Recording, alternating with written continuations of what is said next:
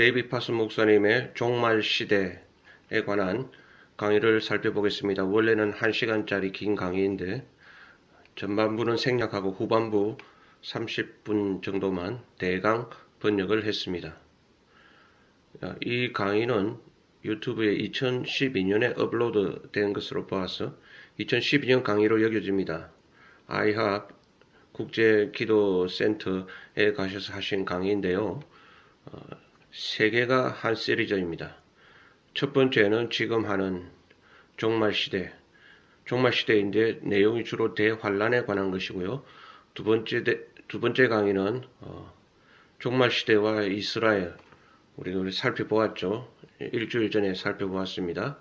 세 번째 강의는 종말시대와 교회인데 세대주의적 전천년설에 관한 설명과 그것이 잘못된 점을 밝히고 있는 내용입니다. 자, 오늘 이 시간에는 대환란에 관한 내용이 되겠습니다. 제 파선이 새 신자였을 때 다른 분들의 간증을 들었는데 그들의 간증이 제 상황과 맞지 않아서 많이 혼동을 겪었던 적이 있었습니다. 그들은 제가 예수를 믿고 나서 제 모든 문제가 사라졌습니다. 라고 간증했습니다. 그때 저는 속으로 이렇게 생각했습니다. 그런데 나는 예수를 믿고 보니 오히려 내 문제가 더 많이 시작되었는걸? 내가 성령 충만 받은 이후로 내 문제가 더 극심해졌는걸? 간증자들이 간증한 내용은 죄로 인한 고난, 삶의 방향을 몰라서 이전에 방황하던 그 고난이 끝났다는 뜻이고, 파슨 박사님이 예수를 믿은 이후에 고난이 더 많아졌다는 것은 성화의 과정에서 오는 고난, 경건한 크리스천으로서 세상에서 겪는 고난이 그건 옛날에 예수 믿기 전에는 몰랐던 건데 없었던 건데 그것이 오히려 더 시작되었다는 그런 뜻이 되겠습니다. 저 파선을 주위에서 가까이 잘 아는 사람들은 제 말뜻을 이해하실 것입니다. 저는 예수를 믿은 지 50년이 되었는데 최근 10년 동안의 고난이 그 앞선 40년간의 고난보다 더 큰 것이었습니다. 더욱더 사명을 많이 감당하시니까 더 큰 도전과 환란을 이렇게 맞이하시는 거겠죠.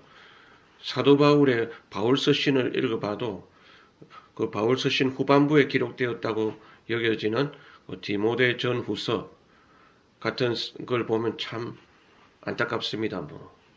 더 많은 극심한 고난을 당하게 되니까 아마 사명자들은 그렇게 생각하시는 것이 좋을 것입니다. 앞으로 예수를 더 열심히 믿을수록 더 많은 환난과 고난을 겪게 될 것이다. 성경도 그걸 말씀하고 있다는 것입니다. 앞으로 지금도 환난이 있지만 앞으로 더 큰 환난이 있다니까요. 그게 뭐라고요? 대환난. 물론 고난만 있는 게 아니고 그러한 큰 환난과 고난 가운데 또 더 큰 평안, 정말 세상이 줄 수 없는 큰 평안도 동시에 하나님께서 주시죠. 그러나 예수를 믿었다고 모든 고난이 끝나는 것은 결코 아니라는 것입니다. 세상에서 너희가 환난을 당하라 담대하라 내가 세상을 이겼노라 예수님께서 말씀하셨지요.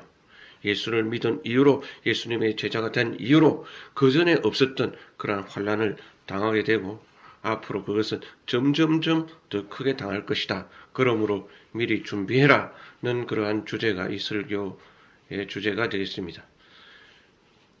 저 파서는 예수님이 제자들이 겪게 될 현실을 정직하게 얘기해 주신 것에 대해 감사드립니다. 성경에 수고하고 무거운 짐진 자들아 다 내게로 오라 내가 너희를 쉬게 하리라 라는 그런 구절도 있지만 우리는 성경을 균형 있게 봐야 합니다. 세상에서 너희가 환난을 당하나 담대하라 이런 구절들이 훨씬 더 많이 나오는 것입니다. 예수님은 제자들에게 장밋빛 환상으로 그렇게 현혹하지 않으셨습니다. 대신에 직설적으로 말씀해 주셨죠. 나를 따르려거든 너희는 자기 십자가를 지고 나를 쫓아라. 그것은 딱딱한 크로스이지 푹신한 쿠션이 아니라는 말입니다. 내가 떠나가면 사나운 이리떼가 너희 가운데 들어와 양떼를 마구 해칠 것이다. 사도행전 20장 29절. 이리하고 여우하고 잘 구분을 하셔야 됩니다. 비슷하게 생겼는데 이리는 송아지만하게 굉장히 크고 사납습니다. 여우는 그냥 애완 동물하고 비슷하게 이렇게 귀엽게 생겼죠. 주님이 떠나가시면 여우가 오는 게 아니라 사나운 이리떼가 와서 양떼를 마구 해칠 것이라고 사도행전 20장에 말씀하셨는데요. 복음서에도 그런 비슷한 말씀이 나오죠. 내가 너희를 보내는 것이 양들을 이리떼 가운데 보내는 것과 같도다. 그런데 저는 그런 환란이 내가 참 크리스천이 되었다는 정표로 믿고 하나님께 감사를 드립니다. 제가 받았다는 표시가 되는 것입니다. 그래서 파선 박사님은 이러한 설교를 통해서 어떤 교회에 되어지고 있는 어떠한 분위기를 우회적으로 이렇게 지적하시는 것이지요. 교회에서는 자꾸 수고하고 무거운 짐을 여들아 다 내게로 오라. 뭐 이런 장밋빛 환상에 대해서만 주로 이렇게 얘기하는데 진짜 성경은 예수를 믿고 난 이후로 이전에 겪지 못했던 여러 가지 환난을 겪게 된다는 것을 지금 정직하게 말씀을 해주시고 예수님이 그렇게 정직하게 말씀을 해주셨다는 것입니다. 그리고 앞으로 종말로 나아가면 나아갈수록 그 환난이 감소되는 것이 아니라 더 큰 환난을 겪게 되리라는 사실입니다.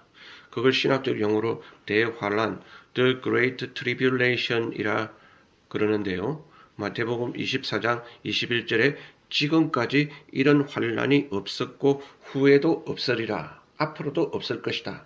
라는 이 구절에 근거해서 신학자들은 대환난이란 말을 만들었습니다.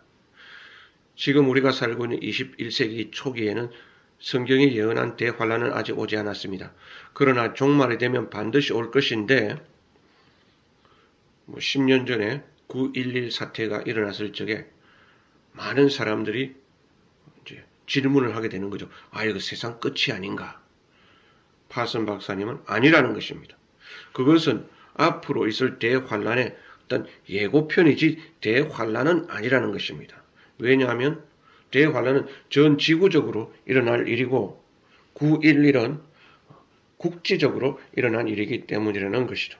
그 9.11과 같은 사태가 앞으로 전 지구적으로 일어날 그 날이 대환난이라는 것이죠.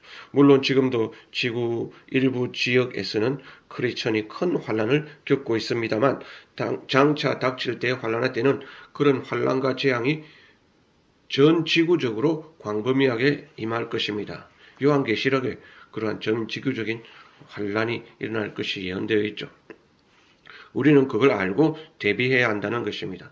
지금 세계 약 250개들 국가 중에서 20개 나라가 기독교 신앙으로 인해 큰 환난을 겪고 있습니다. 약 10% 조금 안 되네요. 그러나 앞으로는 점점 더 확대되겠죠. 점점 더 세상은 대환난으로 나아간다는 것입니다. 예수님도 이렇게 말씀하셨어요. 마태복음 10장 22절에 너희가 내 이름으로 인하여 모든 사람에게 미움을 받을 것이나 여기는 모든 사람에게 마태복음 24장에는 모든 민족에게 미움을 받을 것이라 라고 말씀하고 있습니다. 너희가 내 이름을 위하여 모든 민족에게 미움을 받을 것이다. 마태복음 24장 9절. 지금 일부 약 20개 나라에서 일어나고 있는 박해는 종말로 나아가고 있다는 어떤 사인인 거지요. 앞으로는 모든 민족이 다 이렇게 미움을 받을 것이다. 즉 그 속에 있는 크리스천들이 핍박을 당하게 될 것을 성경을 예언하고 있는데 그것이 대환난의 때라고 우리는 생각하는 것입니다. 그래서 일부 신자들은 지금 중동에서 전쟁이 터지고 또 과거에 있었던 이라크 전쟁 이런 중동 전쟁이 일어나면 지금 저 세상 끝이 아닌가 이렇게 호들갑을 떨고 있는데 박사님은 두 가지 사건이 아직 일어난 것으로 보아서 종말의 시작은 되었지만 종말의 종말은 아니라라는 것입니다. 그 두 가지 사건이 뭔가 하면 이스라엘의 건국과 대환난. 이스라엘 건국이 되었지만 모든 이스라엘이 다 하나님을 믿게 되리라는 그 말씀은 아직 이루어지지 않은 것이죠. 그렇게 될 때까지가 좀 시간이 걸리겠죠. 그 다음에 대환란. 지금 여러 가지 국지적인 환란이 일어나고 있지만 그게 전 지구적인 대환란은 아니라는 것입니다. 그러므로 무슨 사건 하나 터지면 우리가 종말을 임박하게 대비를 해야 되지만 그것이 마치 12시 1분 전인 것처럼 막 어떤 그러한 분위기 조성을 하지 말라는 그런 것입니다. 자, 그래서 역사적으로도 자꾸 사람들이 이렇게 성경의 그 종말을 가지고 좀 이렇게 호들갑을 떨었던 시기가 있었습니다. 예수님도 그날을 모르겠다고 했는데요. 참 사람들이 자기가 안다고 한 것은 놀라운 일이지요. 19세기 미국에 앨런 G. 화이트이란 유명한 여선지자가 있었습니다. 정말 19세기에 영적으로 잠들어 있던 미국을 살린 인물이지요. 그의 책들을 읽어보면 정말 놀랍습니다. 그런데 그분이 다 잘했는데 딱 한 가지 실수를 해가지고 인정을 받지 못하게 되었지요. 그게 재림을 1848년이라고 예언을 한 것입니다. 그래서 흰옷을 입고 뭐 다 산에 올라가서 예수님을 기다렸다 그래요. 앨런 G. 화이트이란 여선지자와 그를 따르는 무리들이. 근데 그게 이제 당연히 빗나갔지요. 그래서 하는 수 없이 그를 따르던 무리들이 기존 교회에서 따돌림을 당해가지고 제7일 안식교를 만들 수밖에 없었다라고 그렇게 합니다. 우리가 재림의 때를 주의해서 지켜보는 것은 좋지만 어느 때라고 단정하는 것은 매우 조심해야 한다는 것입니다. 지금도 자꾸 그러한 주님이 곧 오실 것 같다고 준비를 해야 되지만 너무 호들갑을 떠는 것은 비성경적이라는 것이죠. 자, 왜 그럼 사람들이 그렇게 호들갑을 떠느냐? 어느 한 지역에서 일어나는 국제적인 사건을 보고 전 세계적인 종말로 성급하게 예측을 한다는 것입니다. 그것은 종말에 대한 예표이지 종말에 대한 성취, 풀필먼트가 아닌 것입니다. 자, 요한계시록 16장 11절 사람들은 하나님을 저주하고 저희 행위를 해겠지 않았습니다. 그 우박의 재난이 엄청나서 사람들은 하나님을 저주했습니다. 요한계시록 16장은 그 7대접 상황인데요. 7대접이 이제 제주가 막 쏟아지니까 앞으로 이제 첫 번째 대접, 두 번째 대접, 세 번째 대접, 네 번째 대접 이렇게 막 어떤 재앙의 강도와 빈도가 증가하지요. 이때 불신자들은 회개하고 돌이켜야 되는데 더 그러한 고통으로 인하여 하나님을 저주하고 하나님을 저주했다는 말이 16장 11절과 21절에 두 번이나 나옵니다. 회개치 않는다는 것입니다. 인간의 본성이 그런 것이지요. 인간의 죄악으로 인해서 하나님의 징계와 심판을 받으면 겸손해지고 회개해야 되는데 더 반발하고 더 날뛰게 되는 것. 이것도 일종의 종말의 사인이죠. 이러한 일을 볼 적에 신자와 불신자가 극명하게 갈라진다는 것입니다. 신자는 더 회개하고 더 주님의 재림을 대비하는 그러한 흰옷을 입는 신부의 모습으로 나가고 반면에 불신자들은 종말에 더 재앙과 또 지진도 일어나죠. 해일도 일어나죠. 또 전쟁도 일어나죠. 앞으로 전염병도 돌겠죠. 이렇게 할 적에 더 하나님을 저주하고 하나님을 배신하고 빗나고 대항하는 것. 이것이 종말에 일어나는 것이죠. 자, 그래서 이러한 일이 일어날 적에 지금도 그러한 일이 일어나고 있지만 너무 자정 3분 전이다, 자정 5분 전이다 이렇게 급박한 것처럼 말들을 하는데요. 이것은 어쩌면 성경을 잘 모르기 때문에 늘 우리가 깨어 준비하고 있어야 하지만 그것이 당장 내일 일어날 것처럼 호들갑을 떨어서는 안 되겠습니다. 먼저 우리는 아직 대환란을 겪지 않았고요. 정말 요한계시록 6장에서 19장까지 읽어보면 거기에 7인, 7나팔, 7대접 재앙이 차례대로 나오지요. 6장부터. 그때 거기 나온 대환란을 잘 읽어보면은 전체 지구 인구의 4분의 1이 죽었다가 그 다음에는 또 3분의 1이 죽었다가 이러한 일들이 아직 일어나지 않았다는 것입니다. 그러니까 아직 전 지구적인 재앙이 일어나지 않은 것을 보아서 대환란은 일어나지 않았고 대환란 때는 재앙이 국지적이 아니라 전 지구적으로 일어날 것이다 라고 이렇게 보는 것입니다. 거기 예언된 재앙들은 애굽에 있었던 그 열 재앙들을 연상시키는데요. 요한계시록을 읽으면 마치 출애굽기를 읽는 것 같습니다. 그 재앙으로 인해 애굽 사람들이 고통을 받았는데 마지막 때 사람들도 똑같이 고통을 받을 일들이 장차 일어날 것입니다. 출애굽 때도 메뚜기로 인한 재앙이 있었는데 계시록 때도 메뚜기, 즉 황충 재앙이 나오지요. 그러나 아직은 그러한 황충의 재앙이 전 지구적으로 일어나지는 않았습니다. 자, 1975년에 제 아내가 암이 심각한 상태로 심각한 상태인 것이 발견되었습니다. 살 가능성이 거의 없다는 진단이었습니다. 그때 우리는 주위 사람들에게 기도해달라고 많이 부탁하지는 않았습니다. 몇몇 사람에게만 얘기를 했고요. 또 용하다는 신유 기도 은사자를 찾아가지도 않았습니다. 우리는 간단한 치료를 하면서 주님께 기도했습니다. 주님, 당신이 원하시면 아내가 주님께 갈 준비가 되어 있습니다. 그러나 만약 주님이 제 아내에게 이 세상에서 더 해 주실 일이 있다면 해 주시기 바랍니다. 주님, 당신은 그 일이 무엇인지 아십니다. 전적으로 주님의 주권에 다 맡기고 편안하게 상황을 받아들이는 기도를 드렸습니다. 저는 이 집회가 마치면 다음 금요일 집으로 돌아갑니다. 아내가 아직 다 나은 것은 아닙니다. 그러나 아직 여전히 살아 계시다는 것입니다. 저는 진실을 말해준 의사로 인해 하나님께 감사를 드립니다. 진실을 알아야 그래야 어떤 대처가 가능하니까요. 저도 아내에게 그 의사에게 들은 말을 진실되게 솔직하게 말해 주었습니다. 아내는 그 사실을 알고도 지금까지 평안하게 지내고 있습니다. 진실을 알면 최악의 상황에 대한 대비가 가능하니까 좋은 것 같습니다. 요한계시록 그 6장부터 중반 부분을 읽으면 정말 두렵고 무섭지만 그러나 우리는 진실을 알므로 앞으로 더 심한 것들이 닥칠 것을 알고 대비를 해야 됩니다.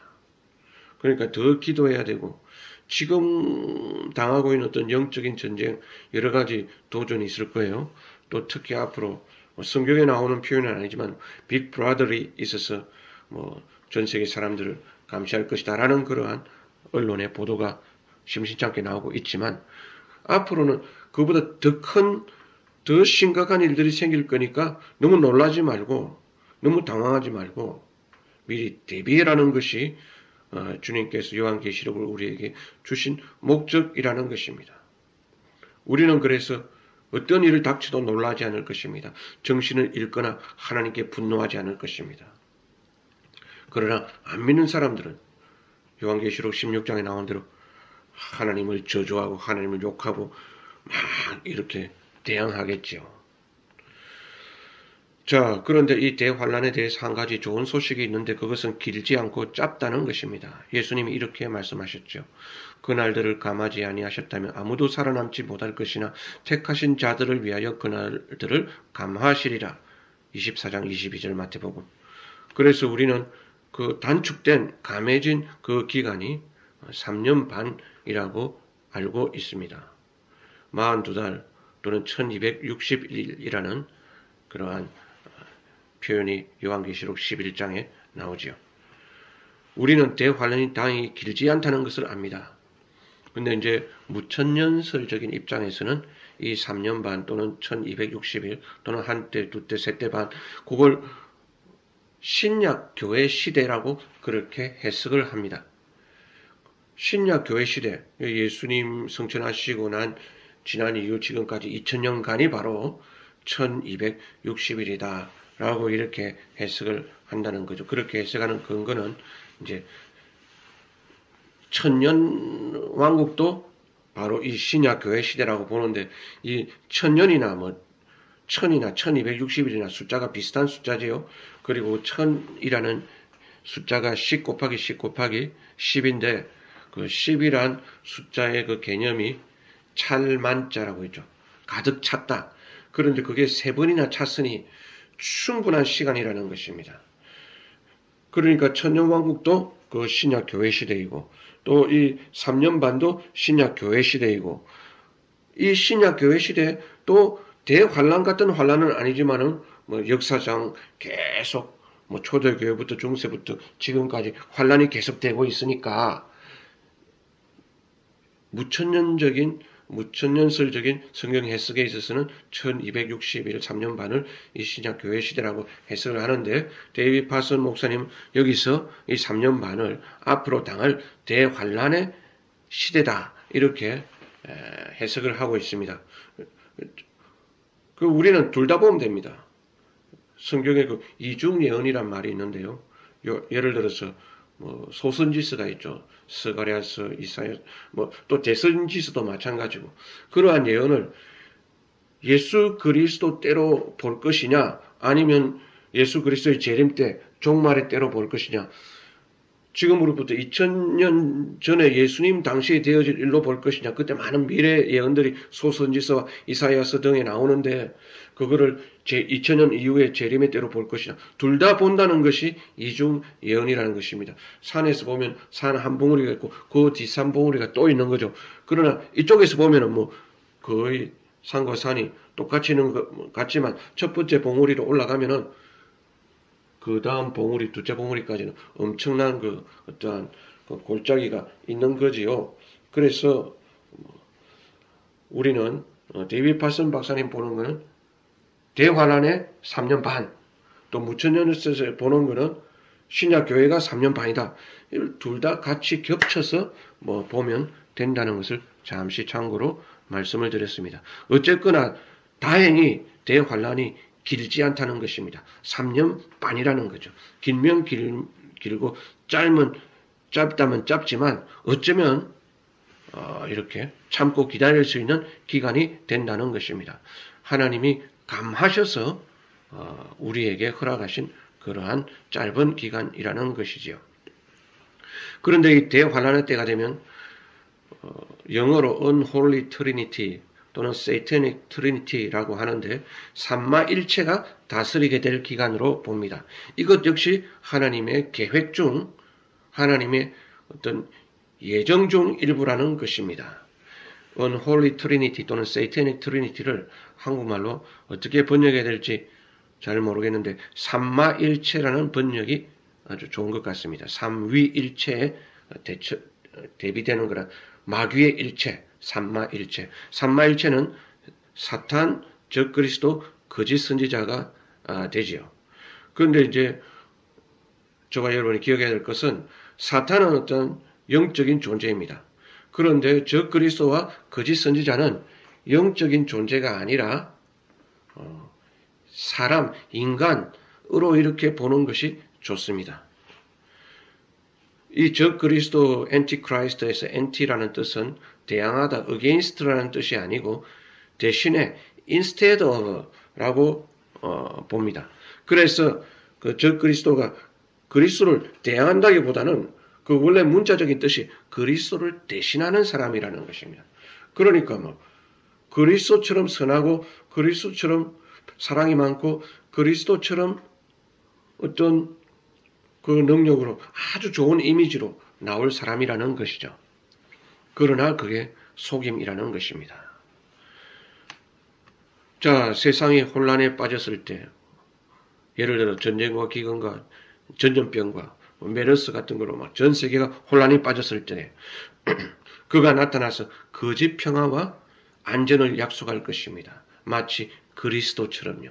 그러니까 적 그리스도인 거죠. Instead of Christ. 온 세계는 그를 믿을 것이나 그러나 그의 그 천사를 광명한 천사를 가정한 그 통치가 길게 가지 않을 것이란 말입니다. 곧 자기 본색을 드러내지요. 이 엔티크라이스트나 false prophet 거짓 선지자는 사탄의 그 영향을 강하게 받은 사람이니까 사탄의 그 본색을 결국 드러낼 것이라는 것입니다. 그런데 처음에는 이제 사람들이 전 세계 사람들이 속아가지고 그를 어떠한 정치 지도자로 이렇게 뭐라 그럴까요? 받아들이게 될 것이죠. 그런데 말일에 말세에 그런 일이 나타날 것인데 즉 적그리스도가 어떤 영적인 존재가 아니에요. 이게 또 어떤 측에서 그렇게 보는 해석들이 있죠. 적그리스도나 거짓 선지자를 마귀처럼 영적인 존재로 보는데 그 영적인 존재로 모든 해석을 해버리면은 천국도 영적인 존재라 그러면 실체가 없는 것이고 지옥도 영적으로 해석하면 지옥도 실체가 없어버리게 되는 굉장히 딜레마에 빠지게 되는 것입니다. 영적인 해석, 상징적인 해석, 다시 말해서 그것이 필요하지만 모든 걸 다 영적으로 해석할 수는 없는 일이죠.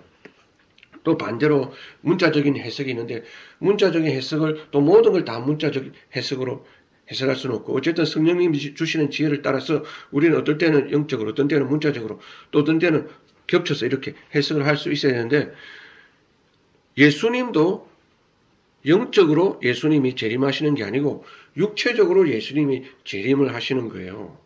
그래서 우리가 앞으로 새하늘과 새 땅에서 살게 될 것인데 우리가 영적인 존재로 살게 되는 게 아니고 우리의 육체로 살게 되는 것입니다. 부활한 육체로요. 그러니까 저 그리스도도 어떤 영이 아니라 육체라는 것입니다.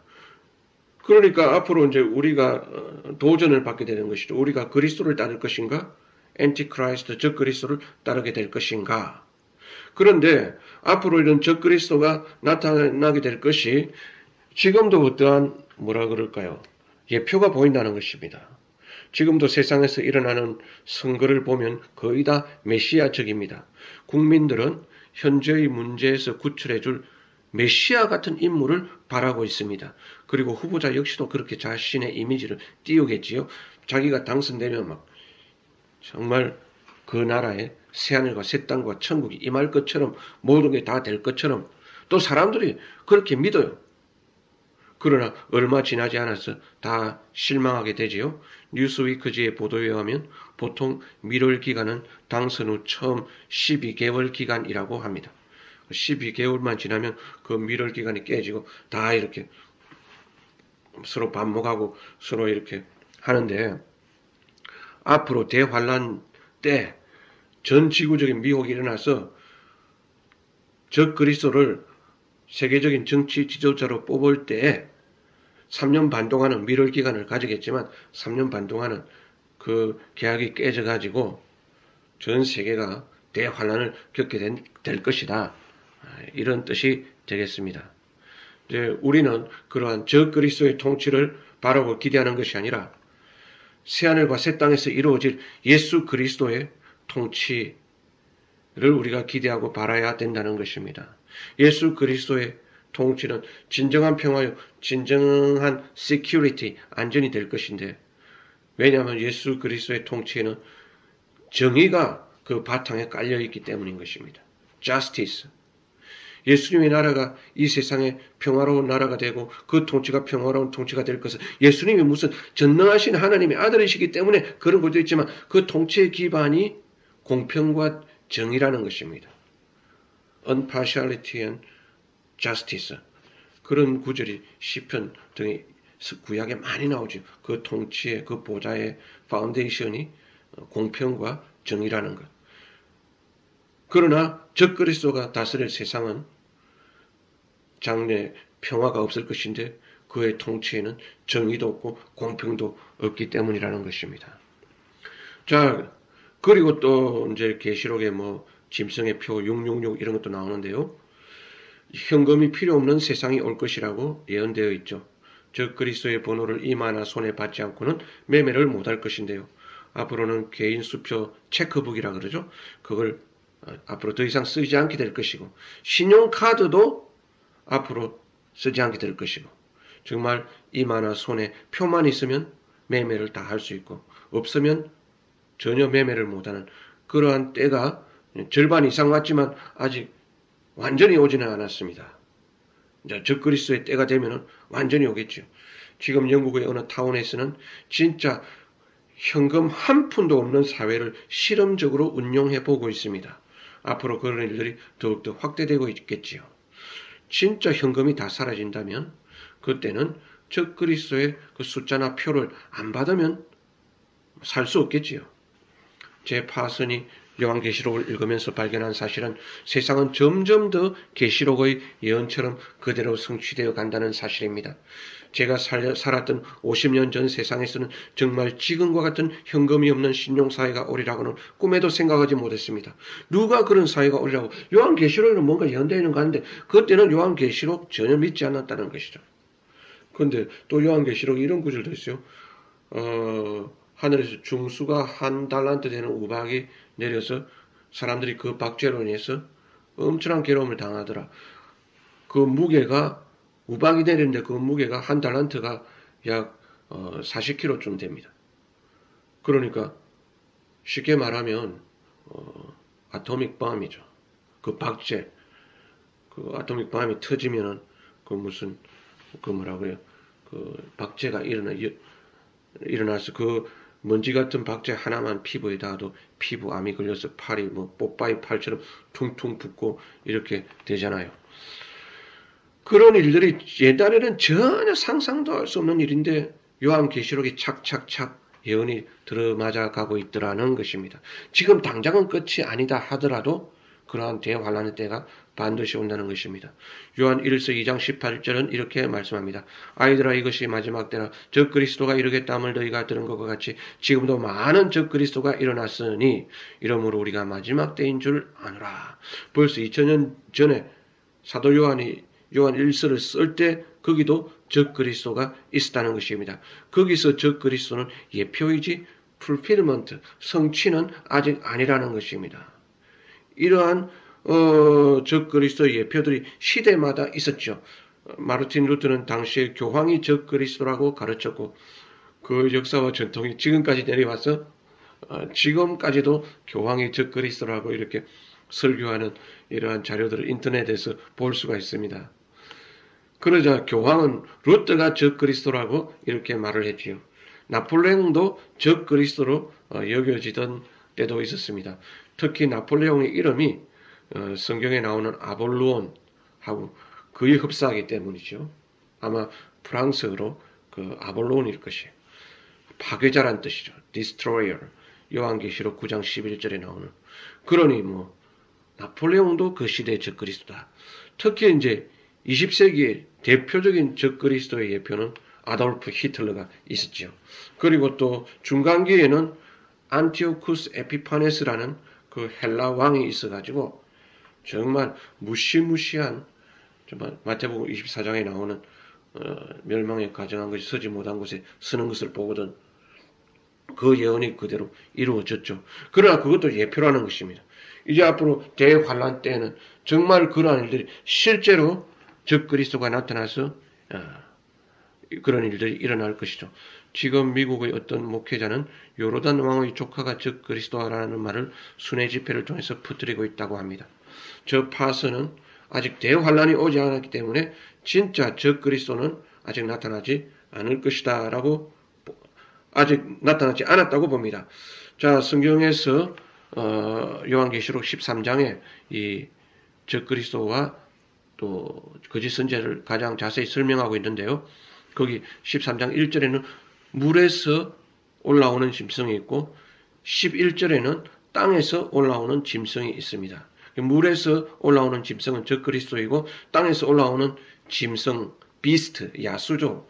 우리는 그냥 짐승으로 번역합니다. 그 비스트는 거짓 선지자라고 이렇게 보통 그렇게 해석을 하는데요. 왜 거짓 선지자인가? 그가 막 이렇게 하늘에서 불도 내리고 선지자 엘리야를 흉내를 내는 거죠. 그래서 거짓 선지자인 거예요. 그렇게 해석을 합니다. 그가 뭐 거짓 선지자. 자, 적 그리스도가 전체주의적 독재자라면 거짓 선지자는 적 그리스도인의 하수인, 옹호자, 대변인 역할을 할 것입니다. 그들은 기적으로 많은 사람들로 하여금 자기들을 믿게 할 것입니다. 특히 이제 그리스도라는 의미에는 통치자라는 왕이라는 그런 의미가 들어있죠. 거짓 선지자라는 그 단어에는 선지자금의 종교적인 그런 의미를 색깔을 담고 있다라고 이렇게 봅니다. 하나는 그러니까 정치적으로 전 세계를 장악할 것이고 거짓 선지자는 종교적으로 전 세계를 미혹할 것이다 이렇게 보는 것이죠. 여기서 1절에 물에서 올라오는 짐승 그 바다라고 하니 우리는 요한계시록 13장 1절을 읽으면 양서류에 무슨 괴물, 양서류란 양쪽에 서식한다 이런 뜻입니다. 물과 그 땅에 서식한 개구리 같은 거, 이거 양서류라 그러죠. 요한계시록 13장 1절을 읽으면 비스트가 물에서 이렇게 올라오니까 이거는 양서류의 어떤 괴물이다 이렇게 생각이 쉬우나 그게 아니라 여긴 상징적인 표현이고 어떠한 사람이라는 거죠. 정치 지도자. 그런데 성경에서 바다는 그때 당시 지중해를 가리키는데 종종 열방, 이방 세계, 네이션스를 가르칠 때 바다라고 했고요. 땅은 이스라엘 땅을 가리킵니다. 그러니까 적그리스도는 이방 세계에서 나올 것이고 또 거짓 선지자는 땅에서 나온다 했으니까 유대인 가운데서 등장할 것으로 보는 것입니다. 그들은 서로 손을 잡고 3년 반 동안 일을 하게 될 것이지요. 42달 동안 일할 권세를 받는다고 했습니다. 그런데 제 파슨이 한 걸음 더 나아가 주장한다면 이것은 교리화시킬 수는 없지만 적그리스도는 이스라엘을 둘러싼 아랍 가운데서 나올 것이다 라고 봅니다. 유럽이 아니라요. 보통 과거에는 우리가 뭐 유럽 연합 거기서 나올 것이다 라고 이렇게 보았는데 파슨은 이스라엘을 둘러싼 아랍 가운데서 나올 것이다. 최근에는 이제 그 적그리스도가 아이시스 가운데서 나올 것이다 라고 보는 사람도 있고 지켜봐야 되겠죠. 상당히 의미가 있는 그러한 분석입니다. 저도 유심하게 지켜보고 있습니다. 또 그래서 그들은 이스라엘과 중동은 7년간 평화조약을 맺을 것입니다. 그런데 그 절반 중간에 그 조약을 파괴하고 적그리스도와 거짓 선지자가 그들이 사탄의 대리자로서 본색을 드러낼 때 대환란이 시작되는 거죠. 3년 반 동안에요. 나머지 3년 반 동안에. 데살로니가 후서에서도 예수님 재림 직전에 적그리스도가 먼저 나타날 것을 이렇게 예언하고 있습니다. 그때 불법한 자가 나타나리니 주 예수께서 그 입의 기운으로 저를 죽이시고 강림하여 나타나심으로 패하시리라. 자, 정리하면은 제가 두 가지 가정을 여러분께 말씀을 드립니다. 먼저는 이스라엘의 건국이 종말의 임박한 징조는 아니라는 점입니다. 이스라엘이 건국이 되었지만 이스라엘이 아직 다 예수님께로 돌아오기까지는 시일이 걸릴 것이니까 거기에 대해서는 종말시대와 이스라엘이란 강의를 통해서 저희는 일주일 전에 이렇게 번역해서 살펴보았습니다. 거기서 자세히 말씀을 드렸고요. 두 번째 가정은 대환란도 아직 오지 않았다는 것입니다. 그러니까 우리가 늘 종말을 임박할 것으로 대비를 해야 되지만 당장 내일 일어날 것은 아니라는 거죠. 당장 내일 일어날 것은 대환란이면 대환란이지요. 자, 왜 이런 말씀을 파슨 박사님 드렸나 하면 미국의 주류 기독교가 믿는 게 세대주의적 전천년설입니다. 세대주의적 전천년설은 요한계시록 4장 1절에 근거해서 거기 이리로 올라오라 이후에 마땅히 될 일을 내가 보이리라. 4장 1절에 그렇게 말씀하고 이제 6장부터 7인, 7나팔, 7 대접재앙이 나오니까 교회가 이때 4장 1절에 휴거가 된다는 거죠. 그리고 그 이후로 교회라는 말이 한 번도 나오지 않기 때문에 교회는 천상에 올라갔다. 그래서 이제 이렇게 환란전 휴거설이 되는 거죠. 휴거는 맞는 겁니다. 휴거는 맞지만 환란전에 휴거된다는 그것은 비성경적인 견해인 것입니다. 교회는 이미 하늘에 올라가서 휴거되어서 그 환란을 당하지 않는다는 것이죠. 휴거는 언제 일어나느냐? 환란 통과하고 나서 예수님이 공중에 재림하실 적에 그때 성도들이 이제 휴거되는 거죠. 자, 미국의 주류 지금 또 많이 미국도 달라졌다고 생각합니다. 과거 한 20년 전까지만 해도 아주 강력하게 세대주의적 전천연설을 믿어서 모두가 휴거되어지고 휴거라는 책도 유행했고 한국어로도 번역되었지요. 그래서 우리 대부분이 또 미국에서 공부를 하고 배우고 왔기 때문에 한국도 한때 세대주의적 전천연설이 아주 강력하게 되어져서 사람들이 다 대환란전에 교회가 공중으로 휴거될 거니까 대환란을 전혀 대비하지 않는 그런 안일한 신앙생활을 하고 있기 때문에 데이비드 파슨 박사님이 이런 강의를 하시는 겁니다. 그래서 앞으로 닥칠 대환란에 대해서 지금 영적인 전쟁을 여러분 각자가 겪고 있지만 개인적으로 뭐 앞으로 빅브라더가 되든지 뭐 빅브라더란 말은 성경에 안 나오지만 어쨌든 더 무시무시한 것이 있을 것이고 나중에는 전 지구적인 대환란이 일어날 거니까 예수님이 이렇게 미리 가르쳐 주신 것을 감사하면서 강력하게 기도하고 더 거룩한 삶을 살아서 그때 배도하지 말고 준비하지 않으면 배도하게 되는 거지요. 성경에 나타난 대로 사람들이 하나님을 원망하고 지금도 원망하는 사람 얼마나 많습니까? 심지어 교회 다니는 사람들 가운데서도 있지요. 대비하지 않으면 큰일 닥치고 오히려 원망하고 하나님 배도하면은 나중에 영생도 잃어버릴 수 있다니까요. 그렇게 해서 마지막 때 남은 자로서 준비하는 그러한 귀한 성도님들 되시기를 바랍니다. 감사합니다.